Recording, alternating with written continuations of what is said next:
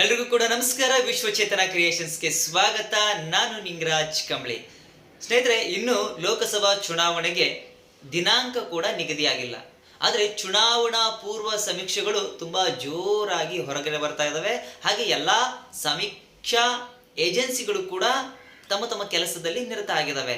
ಹೀಗಿರುವಾಗ ಕರ್ನಾಟಕದ ಲೋಕಸಭಾ ಚುನಾವಣೆಯ ಭವಿಷ್ಯ ಏನಾಗುತ್ತೆ ಅನ್ನುವಂಥದ್ದು ಎಲ್ಲರಲ್ಲಿರುವಂತಹ ಕುತೂಹಲ.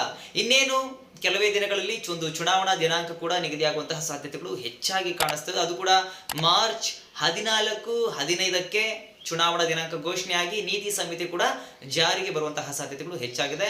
ಅಲ್ಲಿಗೆ ಏಪ್ರಿಲ್ ತಿಂಗಳಲ್ಲಿ 2ನೇ ವಾರದಲ್ಲಿ ಎಲೆಕ್ಷನ್ ನಡೆದರೂ ಕೂಡ ನಡೀಬಹುದು ಅನ್ನುವಂತಹ ಮೂಲಗಳ ಮಾಹಿತಿ.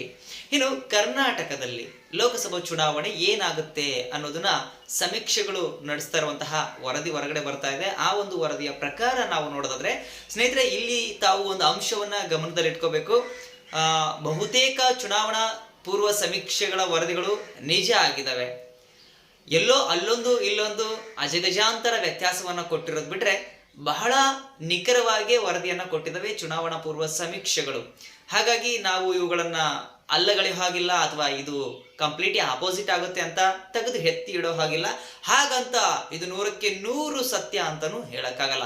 ಜನರ ಮೈಂಡ್ ಸೆಟ್ ಹೇಗೆ ಚೇಂಜ್ ಆಗುತ್ತೆ ಅನ್ನೋದನ್ನು ಕೂಡ ನಾವು ಊಹೆ ಮಾಡೋಕ್ಕಾಗಲ್ಲ. ಒಂದು ದಿನದಲ್ಲಿ ಎಲ್ಲಾನು ಕೂಡ ಚೇಂಜ್ ಆಗ್ಬೋದು.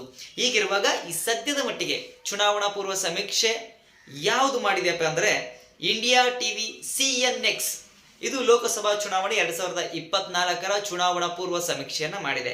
ಸೊ ಈ ಒಂದು ಸಮೀಕ್ಷೆಯ ಪ್ರಕಾರ ಯಾವ ಪಕ್ಷಕ್ಕೆ ಎಷ್ಟು ಸ್ಥಾನ, ಕರ್ನಾಟಕದಿಂದ ಕೇಂದ್ರಕ್ಕೆ ಆಯ್ಕೆಯಾಗುವಂತಹ ಸಂಸದರು ಎಷ್ಟು ಜನ ಅನ್ನುವಂತಹದ್ದನ್ನ ನಾವು ಈ ಒಂದು ಸಮೀಕ್ಷೆಯಲ್ಲಿ ನೋಡೋದಾದ್ರೆ, ಕಳೆದ ಬಾರಿ ತಮಗೆ ಗೊತ್ತಿದೆ ಈ ಒಂದು ಲೋಕಸಭಾ ಚುನಾವಣೆಯಲ್ಲಿ ಬಿಜೆಪಿ ಪ್ರಬಲವಾಗಿ 25 ಸ್ಥಾನಗಳನ್ನ ಬಡಿದು ಬಾಚ್ಕೊಂಡ್ಬಿಟ್ಟಿತ್ತು.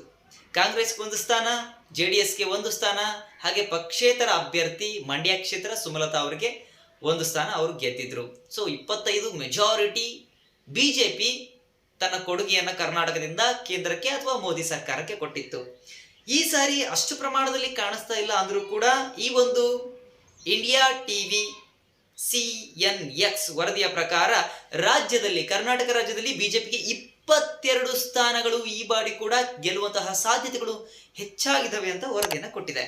ಇನ್ನು JDSಗೆ 2 ಸ್ಥಾನ, ಕಾಂಗ್ರೆಸ್ಗೆ 4 ಸ್ಥಾನ. ಕಳೆದ ಬಾರಿ 1ರಿಂದ ಈಗ 4ಕ್ಕೆ ಹೋಗ್ತಾ ಇದ್ದಾರೆ, JDS 1ರಿಂದ 2 ಹೋಗ್ತಾ ಇದ್ದಾರೆ. ಸೊ ಬಿಜೆಪಿಗೆ ಅಲ್ಲಿ 3 ಸ್ಥಾನಗಳು ಕಡಿಮೆ ಆಗ್ತಾ ಇದ್ದಾವೆ. ಅಂದಾಗೆ ಹೇಳಿದ್ನಲ್ಲ, ಈ ಸಾರಿ ಮತ್ತೇನಪ್ಪಾ ಅಂದ್ರೆ ಬಿಜೆಪಿ ಮತ್ತೆ JDS ಮೈತ್ರಿಯಾಗಿ ಈ ಒಂದು ಚುನಾವಣೆಯನ್ನ ಫೇಸ್ ಮಾಡ್ತಾ ಇದ್ದಾವೆ.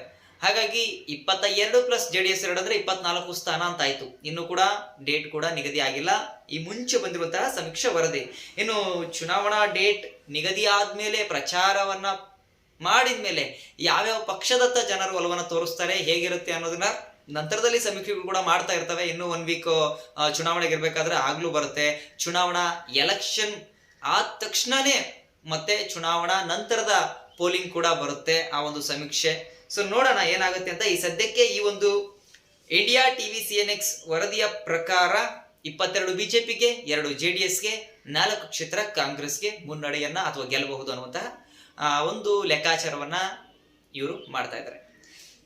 ಸೊ ನೋಡೋಣ ಏನಾಗುತ್ತೆ ಅಂತ. ಡೇಟ್ ಕೂಡ ಅನೌನ್ಸ್ ಆಗಲಿ, ಮತ್ತೇನಾದ್ರೂ ಅಪ್ಡೇಟ್ ಬಂದರೆ ಖಂಡಿತ ತಿಳಿಸ್ಕೊಡ್ತೀನಿ.